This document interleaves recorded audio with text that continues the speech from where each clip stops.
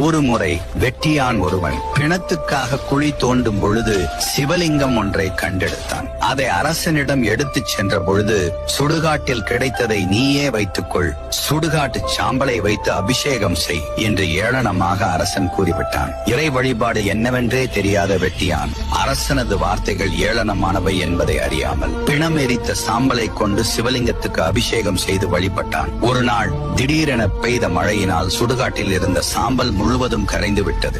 சிவலிங்கத்துக்கு அபிஷேகம் செய்ய சாம்பல் இல்லையே என வருந்திய வெட்டியான் விராட்டிகளை அடுக்கி தீயை மூட்டினான். தனது மனைவியை அழைத்து, நான் இந்த தீயில் விழுகிறேன், என் உடல் எரிந்து கிடக்கும் சாம்பலை கொண்டு சிவலிங்கத்துக்கு அபிஷேகம் செய் என்று கூறினான். ஆனால் மனைவியோ, நீங்கள் அப்படி இறந்து விட்டால் இங்கு வரும் பிணங்கள் சீரழிந்துவிடும், நானே தீயில் குதிக்கின்றேன் என்று கூறிக்கொண்டே தீயில் விழுந்தாள். இவர்களது பக்தியால் திளைத்த சிவபெருமான் பார்வதியுடன் இவர்கள் முன் காட்சி கொடுத்து வெட்டியானின் மனைவியை உயிர்ப்பித்து இருவருக்கும் முக்தி கொடுத்து அருளினார். இந்த தகவலை அறிந்த அரசன் தங்கத்தாலான சிவலிங்கத்திற்கு பன்னீர், பஞ்சாமிர்தம் என்று வாசனை திரவியங்களாலும் அபிஷேகம் செய்த எனக்கு காட்சி தராத இறைவன், சுடுகாட்டு சாம்பலையும் பழைய சோற்றையும் கொடுத்தவனுக்கு மோட்சம் அளித்துள்ளாரே என்று வருந்தி, பின்னர் பக்தி என்பது ஆடம்பரத்தில் இல்லை, தூய அன்பினால் மட்டுமே மலரக்கூடியது என்பதை உணர்ந்து கொண்டான். பக்தர்களிடம் சிவபெருமான் எதிர்பார்ப்பது அன்பு மற்றும் தூய்மையான திடமான நம்பிக்கையான பக்தி